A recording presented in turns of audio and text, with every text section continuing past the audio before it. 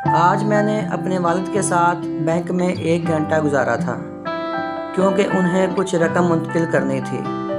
मैं अपने आप को रोक नहीं सका और पूछा, बाबा, हम आपकी इंटरनेट बैंकिंग को फ़आल क्यों नहीं कर देते? मैं ऐसा क्यों करूँगा? उन्होंने पूछा। ठीक है, फिर आपको मुंतकली जैसी चीज़ों के लिए यहाँ 1 घंटा भी नहीं गुजारना पड़ेगा। आप अपनी ख़रीदारी ऑनलाइन भी कर सकते हैं। सब कुछ इतना आसान हो जाएगा। मैं उन्हें नेट बैंकिंग की दुनिया में शुरुआत के बारे में बताते हुए पुरजोश था।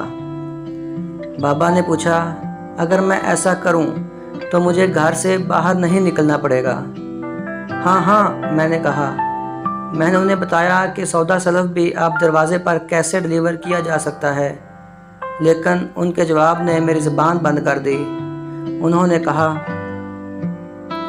जब से मैं आज इस बैंक में दाखिल हुआ हूँ, मैं अपने 4 दोस्तों से मिला हूँ। मैंने कुछ देर अमले से बातचीत की है जो अब तक मुझे अच्छी तरह जानते हैं। तुम जानते हो कि मैं अकेला हूँ। ये वो रफ़ाकत है जिसकी मुझे ज़रूरत है। मैं तैयार होकर बैंक आना पसंद करता हूँ। मेरे पास काफ़ी वक़्त है।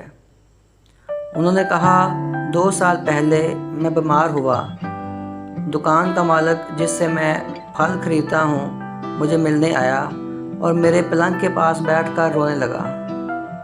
जब तुम्हारी माँ कुछ दिन पहले सुबह की सैर के दौरान गिर गई थी, हमारे मकामी ग्रोसर ने उसे देखा और फौरी तौर पर घर राब्ता किया क्योंकि वो जानता है कि मैं कहाँ रहता हूँ। अगर सब कुछ ऑनलाइन हो जाए तो क्या मुझे वो इंसानी टच मिलेगा? मुझे सिर्फ अपने फ़ोन के साथ बातचीत करने पर मजबूर क्यों किया जाए?